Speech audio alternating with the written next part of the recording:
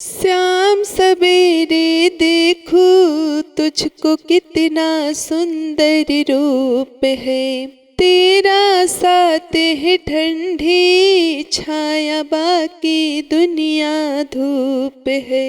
जब जब भी इसे पुकारूं मैं, तस्वीर को इसकी निहारूं मैं। ओ मेरा श्याम आ जाता मेरे सामने, ओ मेरा श्याम आ जाता मेरे सामने। ओम श्री विष्णवे नमः। आप सभी का हमारे चैनल पर हार्दिक स्वागत और अभिनंदन है। आज आप सभी लोग सुनेंगे कार्तिक मास महात्म का अध्याय 4।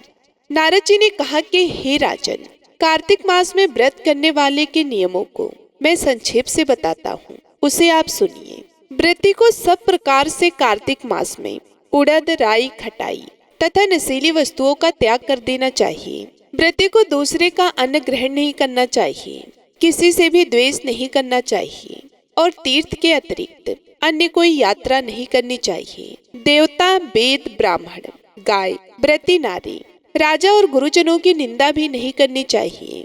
व्रती को दाल, तिल, पकवान और दान किया हुआ भोजन भी ग्रहण नहीं करना चाहिए। किसी की चुगली या निंदा भी नहीं करनी चाहिए। किसी भी जीव का मांस नहीं छूना चाहिए। पान, कत्था, चूना, नींबू, मंसूर, बासी तथा जूठे अन्न का भी प्रयोग नहीं करना चाहिए। गाय, बकरी तथा भैंस के अतिरिक्त अन्य किसी पशु का दूध नहीं पीना चाहिए। कांसे के पात्र में रखा हुआ पंचगौ, बहुत छोटे घड़े का पानी तथा केवल अपने लिए ही पका हुआ अन्न प्रयोग करना चाहिए।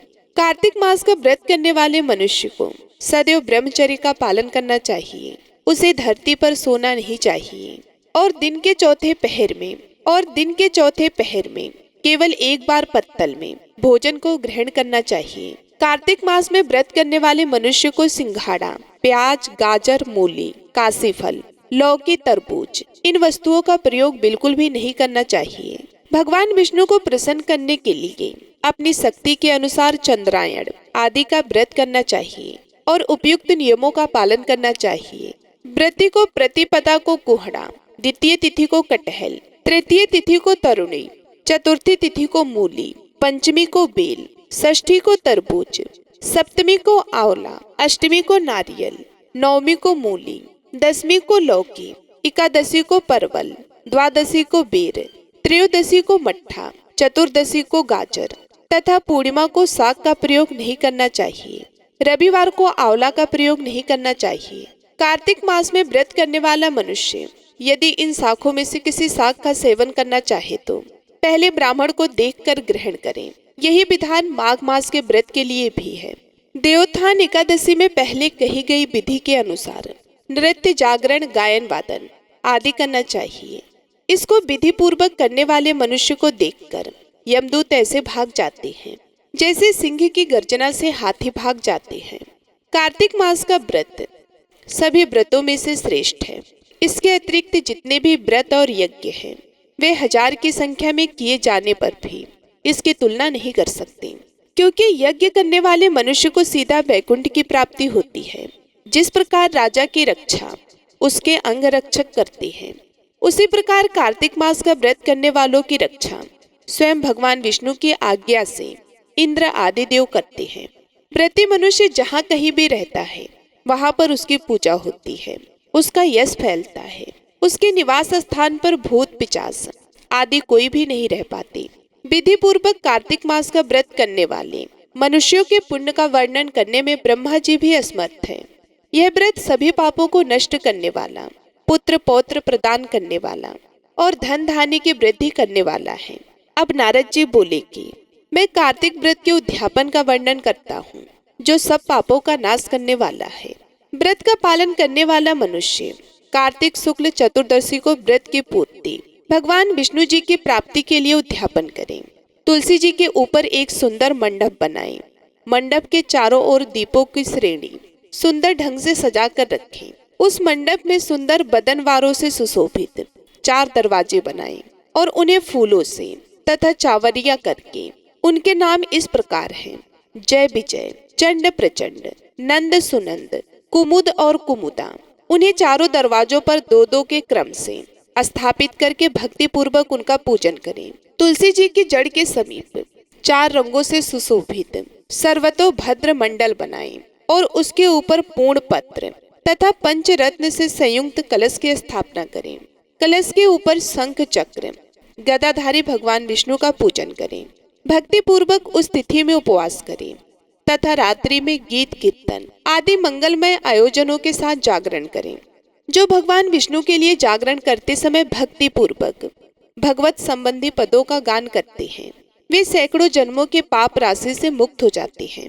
जो मनुष्य भगवान के निमित्त जागरण करके रात्रि भर भगवान का कीर्तन करते हैं, उनको असंख्य गौदान का फल मिलता है। जो मनुष्य भगवान की मूर्ति के सामने नृत्य और गान करते हैं, उनके अनेक जन्मों के एकत्रित पाप नष्ट हो जाते हैं। जो भगवान के सम्मुख बैठकर कीर्तन करते हैं और बांसुरी आदि बजाकर भगवत भक्तों को प्रसन्न करते हैं तथा भक्ति से रात्रि भर जागरण करते हैं, उन्हें करोड़ों तीर्थ करने का फल मिलता है। उसके बाद पूर्णिमा के दिन, एकादशी के दिन ब्राह्मण दंपत्ति को निमंत्रण दें। प्रातःकाल स्नान और देव पूजन करके वेदी पर अग्नि की स्थापना करें और भगवान की प्राप्ति के लिए तिल और खीर की आहुति दें। होम की शेष विधि पूरी करके भक्ति पूर्वक ब्राह्मणों का पूजन करें और उन्हें यथाशक्ति दक्षिणा दें। फिर उनसे इस प्रकार क्षमा प्रार्थना करें, आप सब लोगों की अनुकंपा से मुझ पर भगवान सदैव प्रसन्न रहे। इस व्रत को करने से मेरे 7 जन्मों के किए हुए पाप नष्ट हो जाएं और मेरी संतान चिरंजीवी हो। इस पूजा के दौरान मेरी सभी मनोकामनाएं पूर्ण हो। मेरी मृत्यु के पश्चात मुझे अतिशय दुर्लभ भगवान विष्णु के लोक की प्राप्ति हो। पूजा की समस्त वस्तुओं के साथ गाय भी गुरु को दान में दे। उसके पश्चात घर वालों और मित्रों के साथ स्वयं भोजन करें।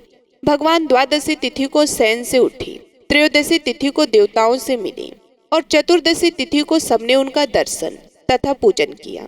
इसलिए उस तिथि में भगवान की पूजा अवश्य करनी चाहिए। गुरु की आज्ञा से भगवान विष्णु की स्वर्ण में प्रतिमा का पूजन करें। इस प्रतिमा का पूजन पुष्कर तीर्थ की यात्रा से श्रेष्ठ मानी गई है। कार्तिक मास में इस विधि का पालन करना चाहिए। जो इस प्रकार कार्तिक के व्रत का पालन करते हैं, वो धन्य और पूजनीय हैं। उन्हें उत्तम फल की प्राप्ति होती है। जो भगवान विष्णु की भक्ति में तत्पर होकर कार्तिक में व्रत का पालन करते हैं, उनके शरीर में स्थित सभी पाप तत्काल नष्ट हो जाते हैं। जो श्रद्धा पूर्वक कार्तिक के उद्यापन का महानतम सुनता है या फिर सुनाता है, वे भगवान विष्णु का सायुज्य प्राप्त कर लेता है। अब आप सुनिए कार्तिक स्नान की कथा। किसी गांव में एक बुढ़िया रहती थी। वे कार्तिक मास का व्रत रखा करती थी। उसके व्रत खोलने के समय भगवान श्री कृष्ण आते और खिचड़ी को रखकर चले जाते। बुढ़िया के पड़ोस में एक औरत भी रहती थी। वे बुढ़िया को देखकर ईर्ष्या करती थी कि इसका तो कोई नहीं है, फिर भी इसे खाने के लिए खिचड़ी मिल जाती है। एक दिन कार्तिक के महीने का स्नान करके बुढ़िया गंगा नदी पर गई। पीछे से भगवान कृष्ण उनके लिए खिचड़ी रख गए। पड़ोसन ने जब खिचड़ी का कटोरा रखा देखा तो वे कटोरा उठाकर घर के पीछे फेंक आई। कार्तिक स्नान के बाद बुढ़िया ने घर आकर देखा कि आज खिचड़ी का कटोरा नहीं है, तो वे भूखी ही रह गई। पड़ोसन ने जहाँ खिचड़ी गिराई थी वहाँ एक पौधा उगा जिसमें 2 फूल खिले। एक बार एक राजा उस नगर से निकला तो उसकी नजर उन फूलों पर पड़ी। वे उन्हें तोड़कर घर ले आया। घर आकर उसने वह फूल रानी को दे दिए। उन फूलों को सूंघने पर रानी गर्भवती हो गई। कुछ समय बाद रानी ने 2 पुत्रों को जन्म दिया। वे दोनों जब बड़े हो गए तब वे किसी से भी बोलते नहीं थे, लेकिन जब वे दोनों शिकार पर जाते तब रास्ते में उन्हें वही बुढ़िया मिलती जो अभी भी यही कहती थी कि मेरी खिचड़ी कहाँ गई, कहाँ गया मेरा कटोरा। बुजुर्ग महिला की बात को सुनकर वे दोनों कहते कि हम है तेरी खिचड़ी और हम है तेरे कटोरा। हर बार वे शिकार पर जाते तो बुढ़िया यही बात कहती और वे दोनों वही उत्तर देते। एक बार राजा को यह बात पता चली। उसे आश्चर्य हुआ कि दोनों पुत्र किसी से नहीं बात करते, तो इस बुजुर्ग महिला से कैसे बात करते हैं। राजा ने बुढ़िया को राजमहल बुलवाया और कहा कि हमारे पुत्र हमसे बात नहीं करते हैं, तो तुमसे ये कैसे बोलते हैं। बुढ़िया ने कहा कि मुझे नहीं पता कि ये कैसे मुझसे बोल लेते हैं। मैं तो कार्तिक का व्रत करती थी और भगवान कृष्ण मुझे खिचड़ी का कटोरा भर के दे जाते थे। एक दिन मैं कार्तिक स्नान करके वापस आई तो मुझे वे खिचड़ी नहीं मिली। जब मैं कहने लगी कि कहाँ गई मेरी खिचड़ी और कहाँ गया मेरा कटोरा, तब इन दोनों बालकों ने कहा कि तुम्हारी पड़ोसन ने तुम्हारी खिचड़ी फेंक दी थी और उसके 2 फूल बन गए थे। वे फूल राजा तोड़कर ले गया और रानी ने सूंघा तो पुत्रों का जन्म हुआ। हमें भगवान ने तुम्हारे लिए भेजा है। सारी बातों को सुनकर राजा ने बुढ़िया को महल में ही रहने का आदेश दिया। हे कार्तिक महाराज, जैसे आपने बुढ़िया की बात सुनी वैसे ही आपके व्रत करने वालों की भी सुनना और उनकी सभी मनोकामनाएं सिद्ध करना। बोलिए कार्तिक मास की जय, भगवान विष्णु की जय। अब आप सुनिए भगवत गीता का यह अध्याय। संजय ने कहा, अर्जुन को दया से अभिभूत उसके मन में शोक छा गया तथा उसकी आंखों में आंसू भर आए। तब श्री कृष्ण ने ये शब्द कहे। भगवान ने कहा कि हे अर्जुन, इस संकट की घड़ी में यह मोह तुम्हें कैसे जकड़ गया है? यह किसी भी सम्मानीय व्यक्ति को शोभा नहीं देता। यह उच्च लोकों की ओर नहीं है बल्कि अपमान की ओर ले जाता है। अतः हे पार्थ, इस अपुरुषत्व के आगे झुकना तुम्हें शोभा नहीं देता। हे शत्रुओं को पराजित करने वाले, हृदय की ऐसी क्षुद्र दुर्बलता को त्याग कर उठो। अर्जुन ने कहा कि हे मधुसूदन, मैं युद्ध में भीष्म और द्रोणाचार्य जैसे पुरुषों पर बाण कैसे चला सकता हूँ, जो मेरे पूजनीय हैं। इन महानुभावों को, जो मेरे गुरु हैं, इन्हें मारकर जीवन का आनंद लेने की अपेक्षा इस संसार में भीख मांगकर जीना बेहतर होगा। यदि हम उन्हें मार देंगे तो हमारे द्वारा भोगी गई संपत्ति और सुख सुविधाएं रक्त से सने होंगे। हम यह भी नहीं जानते कि इस युद्ध का कौन सा परिणाम हमारे लिए बेहतर है, उन पर विजय पाना या उनसे पराजित होना। उन्हें मार डालने के बाद भी हम जीवित रहने की इच्छा नहीं करेंगे। फिर भी वे धृष्ट राष्ट्र के पुत्रों का पक्ष लेकर युद्ध भूमि में हमारे सामने खड़े हैं। मैं अपने कर्तव्य के प्रति असमंजस में हूँ तथा चिंता और कायरता से घिरा हुआ हूँ। मैं आपका शिष्य हूँ तथा आपके प्रति समर्पित हूँ। कृपया मुझे निश्चित रूप से बताएं कि मेरे लिए क्या सर्वोत्तम है। मैं अपने इंद्रियों को सुख देने वाले इस दुख को दूर करने का कोई उपाय नहीं खोज पा रहा हूँ। चाहे मैं पृथ्वी पर एक समृद्ध और आदित्य राज्य जीत लूं या स्वर्ग के देवताओं के समान प्रभुत्ता प्राप्त कर लूं, तो भी मैं इस दुख को दूर करने में असमर्थ हो जाऊंगा। संजय ने कहा। शत्रुओं को दंड देने वाले गुड़ाकेश ने ऐसा कहकर ऋषिकेश से कहा, गोविंद, मैं युद्ध नहीं करूंगा, और चुप हो गए। हे धृष्टराष्ट्र, तत्पश्चात दोनों सेनाओं के मध्य में श्री कृष्ण ने शोकाग्रस्त अर्जुन से हंसते हुए ये वचन कहे। भगवान ने कहा, तुम ज्ञान की बातें करते हुए भी उस बात के लिए शोक करते हो जो शोक करने के योग्य नहीं है। बुद्धिमान व्यक्ति ना तो जीवितों के लिए शोक करता है और ना ही मृतकों के लिए। ऐसा कोई समय नहीं था जब मैं न था, ना तुम थे, ना ये सभी राजा थे, ना ही भविष्य में हम में से किसी का अस्तित्व समाप्त होगा। जैसे शरीरधारी आत्मा बचपन से युवा अवस्था और फिर वृद्धावस्था में निरंतर जाती रहती है, वैसे ही मृत्यु के समय आत्मा दूसरे शरीर में चली जाती है। बुद्धिमान लोग इससे भ्रमित नहीं होते। हे कुंती पुत्र, इंद्रियों और इंद्रिय विषयों के बीच संपर्क से सुख और दुख की क्षणिक अनुभूतियां उत्पन्न होती हैं। ये अस्थायी हैं और सर्दी और गर्मी के मौसम की तरह आते जाते रहते हैं। हे भारतवंशी, हम इन्हें बिना विचलित हुए सहन करना सीखना चाहिए। हे अर्जुन, जो पुरुष सुख दुख से प्रभावित नहीं होता तथा दोनों में स्थिर रहता है, वह मोक्ष का अधिकारी होता है। क्षण भंगुर की कोई स्थिरता नहीं है और शाश्वत की कोई संपत्ति नहीं है। सत्य के दृष्टाओं ने दोनों की प्रकृति का अध्ययन करने के बाद यह बात देखी और निष्कर्ष निकाला है। जो संपूर्ण शरीर में व्यापक है उसे अविनाशी जानो। अविनाशी आत्मा का नाश कोई नहीं कर सकता। केवल भौतिक शरीर ही नाशवान है। उसके भीतर स्थित आत्मा अविनाशी, अप्रिय में और शाश्वत है। इसलिए हे भारतवंशी, युद्ध करो। उनमें से कोई भी ज्ञान नहीं है।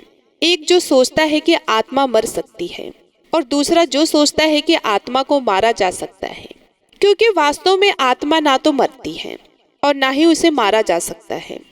आत्मा ना तो कभी जन्म लेती है, ना ही कभी मरती है, ना ही एक बार अस्तित्व में आने के बाद कभी समाप्त होती है। आत्मा आजन्मी, शाश्वत, अमर और अजर है। शरीर के नष्ट हो जाने पर भी यह नष्ट नहीं होती। अतः हे पार्थ, जो व्यक्ति आत्मा को अविनाशी, नित्य, अजन्मा और अपरिवर्तनीय जानता है, वे कैसे किसी को मार सकता है? या किसी को मरवा सकता है।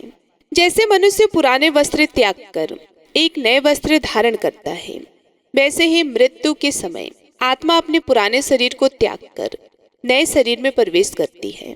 आत्मा को ना तो शस्त्र काट सकते हैं, ना अग्नि जला सकती है। आत्मा को ना जल भिगो सकता है, ना वायु सुखा सकती है। आत्मा अविनाशी और अविनाशी है। इसे ना तो भिगोया जा सकता है और ना ही सुखाया जा सकता है। यह शाश्वत है, सभी स्थानों में व्यापक है, अपरिवर्तनीय है और आदिम है। आत्मा को अदृश्य, अचिंतन और अपरिवर्तनीय कहा गया है। ऐसा जानकर तुम्हें शरीर के लिए शोक नहीं करना चाहिए। हे महाभाव अर्जुन, यदि तुम ऐसा सोचते हो कि आत्मा निरंतर जन्म मरण में रहती है, तो भी तुम्हें इस प्रकार शोक नहीं करना चाहिए। जो जन्म ले चुका है उसकी मृत्यु निश्चित है, और जो मर गया है उसका पुनर्जन्म अवश्य भावी है। इसलिए जो अवश्य भावी है उस पर शोक नहीं करना चाहिए। हे भारतवंशी, सभी प्राणी जन्म से पहले अव्यक्त हैं, जीवन में प्रकट हैं और मृत्यु पर पुनः अव्यक्त हैं। तो फिर शोक क्यों करें? कुछ लोग आत्मा को अद्भुत देखते हैं, कुछ लोग उसका वर्णन अद्भुत करते हैं, कुछ लोग आत्मा के विषय में अद्भुत सुनते हैं, जबकि अन्य लोग सुनकर भी उसे समझ नहीं पाते। हे अर्जुन, इस शरीर में निवास करने वाली आत्मा अमर है, इसलिए तुम्हें किसी के लिए शोक नहीं करना चाहिए। इसके अलावा एक युद्ध के रूप में अपने कर्तव्य को समझते हुए तुम्हें विचलित भी नहीं होना चाहिए। वास्तव में एक योद्धा के लिए धर्म की रक्षा के लिए लड़ने से बेहतर कोई काम नहीं है। हे पार्थ, वे योद्धा धन्य हैं जिन्हें धर्म की रक्षा के लिए ऐसे अवसर अनायास ही प्राप्त हो जाते हैं तथा उनके लिए दिव्य लोगों का मार्ग खुल जाता है। तदपि यदि आप अपने सामाजिक कर्तव्य और प्रतिष्ठा को त्याग कर इस धर्म युद्ध को लड़ने से इनकार करते हैं, तो आप निश्चित रूप से पाप के भागी बनेंगे। लोग तुम्हें कायर और भगोड़ा कहेंगे। एक इज्जतदार इंसान के लिए बदनामी मौत से भी बदतर है।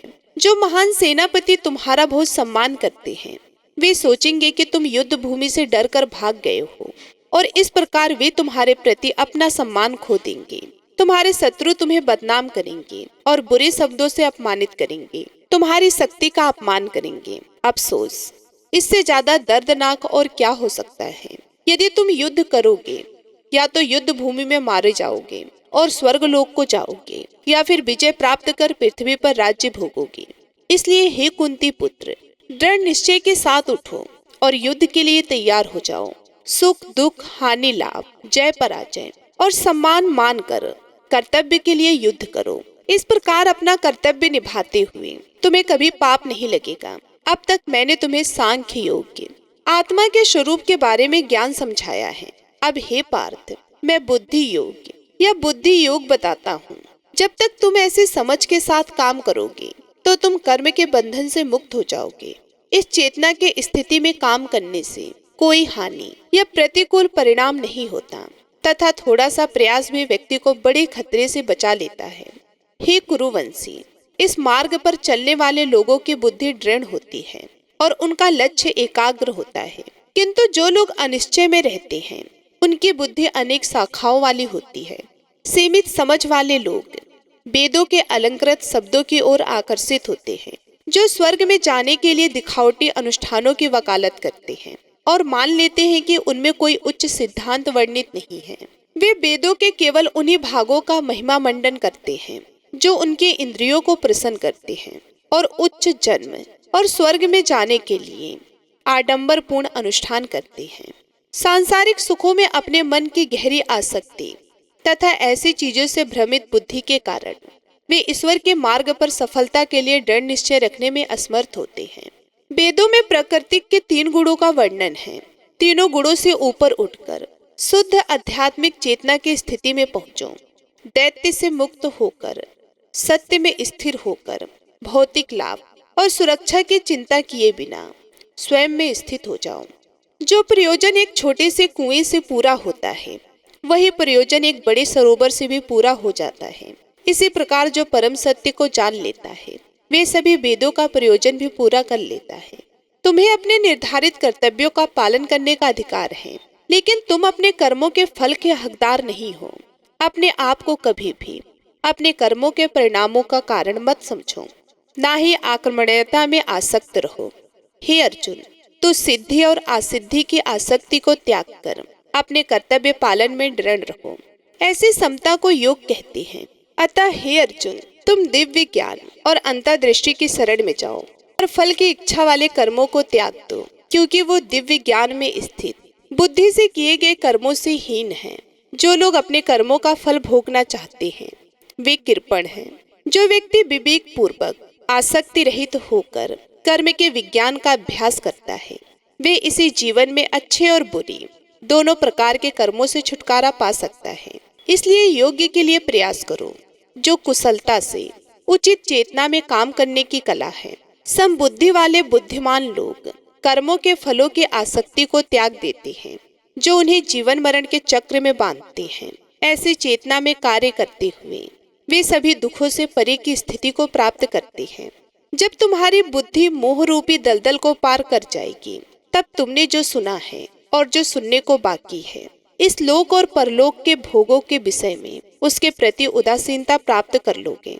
जब तुम्हारी बुद्धि वेदों के सकाम भागों से मोहित होना बंद कर देगी और दिव्य चेतना में स्थिर रहेगी, तब तुम पूर्ण योग्य की अवस्था को प्राप्त करोगे। अर्जुन ने कहा कि हे केशव, जो व्यक्ति दिव्य चेतना में स्थित है उसका स्वभाव कैसा होता है? एक आत्मज्ञानी व्यक्ति कैसे बात करता है, वे कैसे बैठता है, वह कैसे चलता है? भगवान ने कहा कि हे पार्थ, जब कोई व्यक्ति मन को पीड़ा देने वाले इंद्रियों के समस्त स्वार्थपूर्ण इच्छाओं तथा तृष्णाओं को त्याग देता है तथा आत्मा साक्षात्कार में संतुष्ट हो जाता है, तो ऐसा व्यक्ति दिव्य स्थिति में स्थित कहा जाता है। जिसका मन दुख से भी अविचल रहता है, जो सुख की लालसा नहीं करता तथा जो आसक्ति, भय और क्रोध से मुक्त रहता है, उसे स्थिर बुद्धि वाला ऋषि कहा जाता है।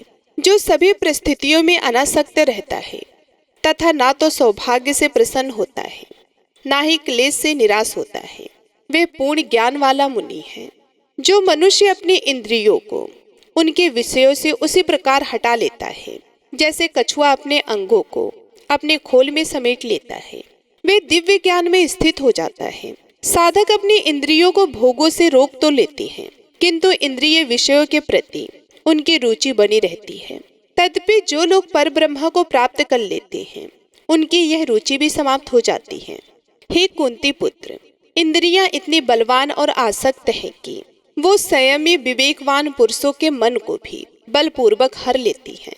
वे पूर्ण ज्ञान में स्थित हैं, जो अपनी इंद्रियों को वश में रखती हैं और अपने मन को सदैव मुझ में लीन रखते हैं।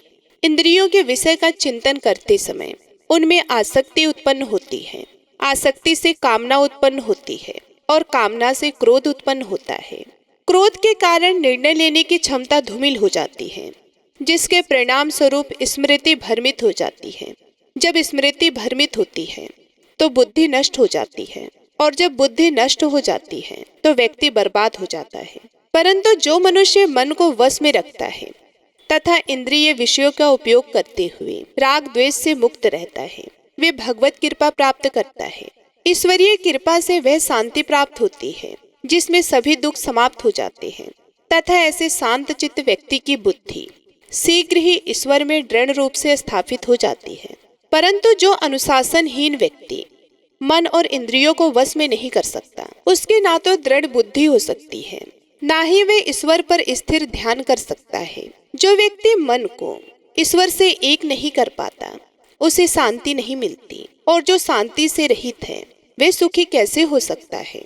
जिस प्रकार तेज हवा नाव को पानी में उसके निर्धारित मार्ग से हटा देती है, उसी प्रकार मन जिस इंद्रिय पर केंद्रित होता है वह भी बुद्धि को भटका सकती है। अतः हे महाभाव अर्जुन, जिसने इंद्रियों को अनेक विषयों से रोक रखा है वह दिव्य ज्ञान से दंडता पूर्वक स्थित है। जिसे सभी प्राणी दिन समझते हैं वे बुद्धिमानों के लिए अज्ञान की रात्रि है, और जिसे सभी प्राणी रात्रि समझते हैं वह आत्मचिंतनशील ऋषि के लिए दिन है।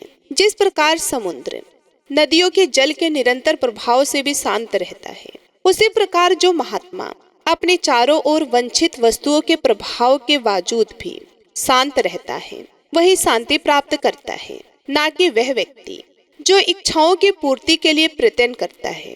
वह व्यक्ति जो सभी भौतिक इच्छाओं को त्याग देता है और लालच स्वामित्व और अहंकार की भावना से मुक्त रहता है, पूर्ण शांति प्राप्त करता है। हे पार्थ, ज्ञानी आत्मा की स्थिति ऐसी होती है कि उसे प्राप्त करके मनुष्य कभी भी मोह में नहीं पड़ता। मृत्यु के समय भी इस चेतना में स्थित होकर मनुष्य जीवन मरण के चक्र से मुक्त हो जाता है और भगवान के परम धाम को प्राप्त होता है। ओम नमो भगवते वासुदेवाय नमः। भगवत गीता का अध्याय समाप्त हुआ। अब आप सुनेंगे तुलसी माता की कथा और तुलसी माता की चालीसा और आरती। एक बार एक गांव में एक बुजुर्ग महिला रहा करती थी। वह बहुत ही पूजा पाठ किया करती थी। वह रोज तुलसी माँ की पूजा करती थी। वह बुजुर्ग महिला रोज तुलसी माता से कहती कि हे तुलसी माँ, तुम मुझे बहू दो, पीताम्बर की धोती दो, मीठा मीठा ग्रास दो, बैकुंठ में वास दो, चटक की चाल दो, पटक की मौत दो, चंदन का काट दो, रानी सा काज दो, दाल भात का भोजन दो, ग्यारस की मौत दो और कृष्ण जी का कंधा दो। वे बुजुर्ग महिला हर महीने में तुलसी माता की रोज पूजा करती और उनके विरले को रोज सींचती। तुलसी माता बुजुर्ग महिला की बात सुनकर धीरे धीरे सूखने लगी। तभी भगवान श्री कृष्ण जी ने देखा कि तुलसी माता सूख रही हैं और तभी एक दिन भगवान श्री कृष्ण तुलसी माता जी के पास प्रकट हुए और भगवान श्री कृष्ण जी ने तुलसी माता से पूछा कि तुम क्यों सूख रही हो? सभी महिलाएं तुम्हारी पूजा करती हैं और तुमको रोज सींचती हैं, लेकिन फिर भी तुम सूखती जा रही हो, इसका कारण क्या है? जिसके बाद तुलसी माता ने भगवान श्री कृष्ण जी से कहा कि हे प्रभु, एक बुजुर्ग महिला मेरे पास रोज आती है और रोज एक ही बात बोलती है। कहती है कि हे तुलसी माता सबकी दाता, मैं तेरा बिरला सींचती हूँ, तुम मुझे बहू दे, पीताम्बर की धोती दे, मीठा मीठा ग्रास दे, बैकुंठ में वास दे, चटक की चाल दे, पटक की मौत दे, चंदन का काट दे, रानी सा रास दे, दाल भात का भोजन दे, 11 की मौत दे और कृष्ण जी का कंधा दे। मैं उस बुजुर्ग महिला की सारी मनोकामनाएं पूरी कर सकती हूँ, लेकिन उसकी एक मनोकामना पूरी नहीं कर सकती। मैं कृष्ण जी का कंधा कहाँ से दूंगी?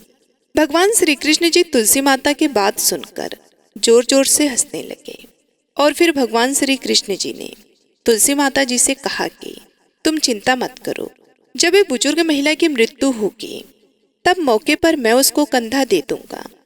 अब सुबह जब वह पूजा करने आए तब कह देना कि सब कुछ तुम्हें मिल जाएगा। कुछ दिनों बाद वह वृद्ध महिला ठोकर खाकर रास्ते में गिरकर मर गई। पूरे गांव के सभी लोग आए और उस महिला को सभी लोग धर्मात्मा मानते थे। उसको तुलसी जी की डोकरी कहते थे।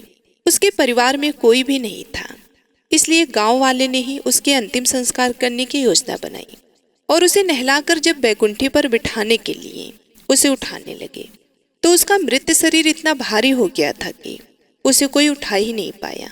यह सब देखकर वहां के सभी लोग तरह तरह की बातें करने लगे और कहने लगे कि यह इतना पूजा पाठ करती थी, हर समय माला फेरती थी, इसलिए यह इतनी भारी हो गई है।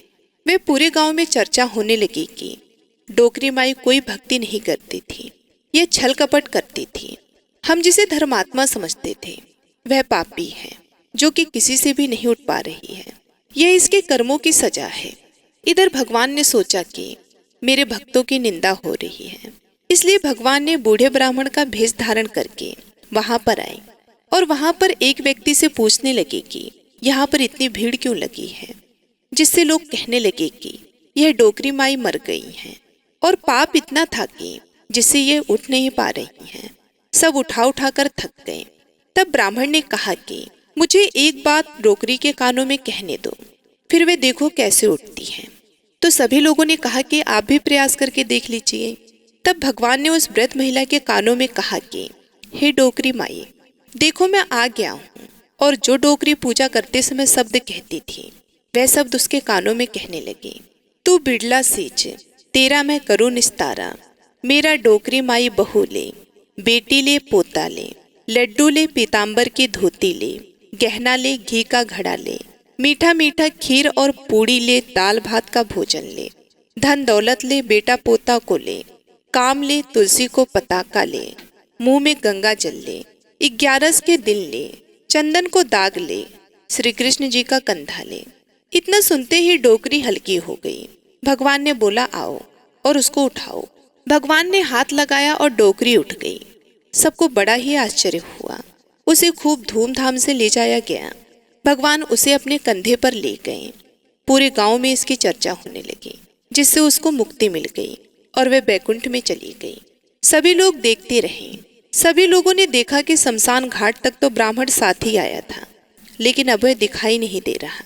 इससे लोगों को समझ में आ गया कि वो कोई और नहीं, स्वयं भगवान बूढ़े ब्राह्मण के रूप में आए थे। बोलिए श्री राधा कृष्ण भगवान की जय। बोलिए श्री तुलसी शालिग्राम जी की जय। आइए अब सुनते हैं तुलसी चालीसा। जय जय तुलसी भगवती सत्यवती सुखदानी, नमो नमो हरि प्रियसी श्री वृंदा गुण खानी। श्री हरि शीस विरजनी देहु अमर वरम, जनहित हे वृंदावनी अब ना करहु बिलम। धन्य धन्य श्री तुलसी माता, महिमा अगम सदा श्रुति गाता। हरि के प्राणहु से तुम प्यारी, हरहि हेतु कीनो तप भारी। जब प्रसन्न है दर्शन दीनो, तब करि जोरि विनय उस कीनो। हे भगवंत कंत मम हो, दीन जानि जन छाड़ो मोह। सुनी लक्ष्मी तुलसी की बानी, दीनु श्राप कद पर आनी। उस अयोग्य वर मांगन हारी, हो बिटप तुम जड़ तनुधारी। सुन तुलसी हो स्रवते ही ठामा, करहु वास तुहु नीचन धामा। दियो वचन हरि तब तत्काला, सुनहु सुमुख जनि हो बिहाला। समय पाई व्यहुरो पति तोरा, पूजहु आस वचन सत मोरा। तब गोकुल माह गोप सुदा माता, सुभई तुलसी तू बामा। कृष्ण रास लीला के माही, राध सक्यो प्रेम लखि नाही। दियो श्राप तुलसी तत्काला, नर लोकहि तुम जन्महु बाला। यो गोप वह दानव राजा, शंख चूड़ नामक सिर ताजा। तुलसी भई तासु की नारी, परम सती गुण रूप अगारी। अस दे कल्प बीत जब गयऊ, कल्प तृतीय जन्म तब भयऊ। वृंदानाम भयो तुलसी को, असुर जलंधर नाम पति को। कर अति द्वंद अतुल बल धामा, लीन शंकर से संग्राम। जब निज सैन्य सहित शिव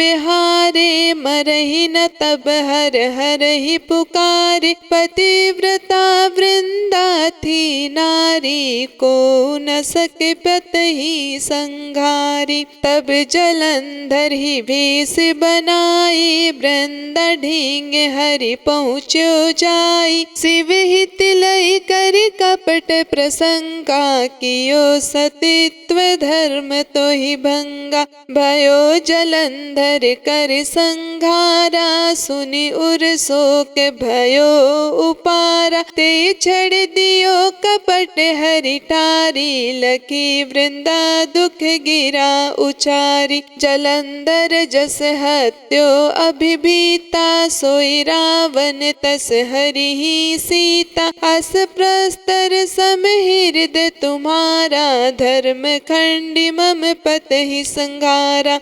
यही कारण लहि श्राप हमारा, होवे तनु पसाण तुम्हारा। सुनि हरि तुरत ही वचन उचारे, दियो श्राप बिना विचारे। लख्यो ना निज करतूति पति को, छलन चाहो जब पार्वती को। जड़ मत तू अस हो जड़ रूपा, जग में तुलसी बिटप अनु अनूपा, धग्वे रूप हम साली ग्रामा, नदी गंड के बीच ललामा, जो तुलसी दल हम ही चढ़ई है, सब सुख भोग परम पद पई है। बिन तुलसी हरि चलत शरीरा, अतिशय उठत शीस उर पीरा, जो तुलसी दल हरि सिर धारत, सो सहस्त्र घट अमृत डारत। तुलसी हरि मन रंजन हारी, रोग दोष दुख भंजन हारी, प्रेम सहित हरि भजन निरंतर, तुलसी राधा में नहीं अंतर। व्यंजन हो छपनौ परकारा, बिन तुलसी दल नहरहि प्यारा, सकल तीर्थ तुलसी तरु छाही, लहत मुक्ति जन संशय नाही। कवि सुंदर इक हरि गुण गावत, तुलसी निकट सहस गुण पावत, बसत निकट दुर्वासा धामा, जो प्रयास ते पूर्व ललामा। पाठ करहि जो नित नर नारी, होहि सुख भासै त्रिपुरारी, तुलसी चालीसा पढ़ी तुलसी तरु ग्रह धारी, दीप दान करि पुत्र फल, पावै बंधौ नारी। सकल दुख दरिद्र हरि, हार है परम प्रसन्न, असि है धन जन लड़ही ग्रह, बसही पूरा अत्र, लाही अभिमत फल जगत, महलाई पूर्ण सब काम। जहि दल अर्पहि तुलसी तह, सहस बसहि हरि राम। तुलसी महिमा नाम लख, तुलसी सुत सुख राम, मानस चालीसा रच्यो, जगमह तुलसीदास। बोलिए तुलसी माता की जय, श्री हरि विष्णु की जय। अब आइए सुनते हैं तुलसी माता की आरती। जय जय तुलसी माता मैया, जय तुलसी माता, सब जग के सुख दाता, सब जग के सुख दाता, सबकी वर माता। जय जय तुलसी माता, सब योगों से ऊपर, सब रोगों से ऊपर मैया, सब रोगों से ऊपर, रज से रक्षा करके, रज से रक्षा करके, सबकी भव त्राता।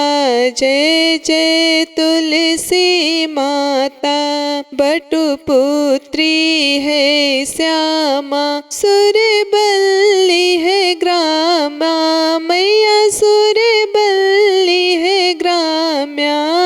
विष्णु प्रिय जो नर तुमको सेवे, विष्णु प्रिय जो नर तुमको सेवे, सो नर तर जाता। जय जय तुलसी माता, हरि के शीस विराजत, त्रिभुवन से हो वंदित, मैया त्रिभुवन से हो वंदित। पतित जनों की तारिणी, पतित जनों की तारिणी, तुम हो विख्याता। जय जय तुलसी माता, लेकर जन्म विजन में आई दिव्य भवन में, मैया आई दिव्य भवन में। मानो लोक तुम्ही से, मानो लोक तुम्ही से, सुख संपत्ति पाता। जय जय तुलसी माता, हरि को तुम अति प्यारी, श्याम बड़े सुकुमारी, मैया श्याम बड़े सुकुमारी। प्रेम अजब है उनका, प्रेम अजब है उनका तुमसे कैसा नाता। जय जय तुलसी माता, हमारी विपद हरो तुम, कृपा करो माता, मैया कृपा करो माता। जय जय तुलसी माता, जय जय तुलसी माता, मैया जय तुलसी माता। सब जग की सुखदाता, सब जग की सुखदाता, सबकी वर माता। जय जय तुलसी माता। प्रेम से बोलिए तुलसी माता की जय, माता लक्ष्मी की जय, भगवान विष्णु जी की जय। ये थी आज के कार्तिक मास के महंतम की कथा। आशा करती हूँ आपको आज की ये कथा पसंद आई होगी और आप हमारे आने वाली वीडियो का भी इंतजार करेंगे।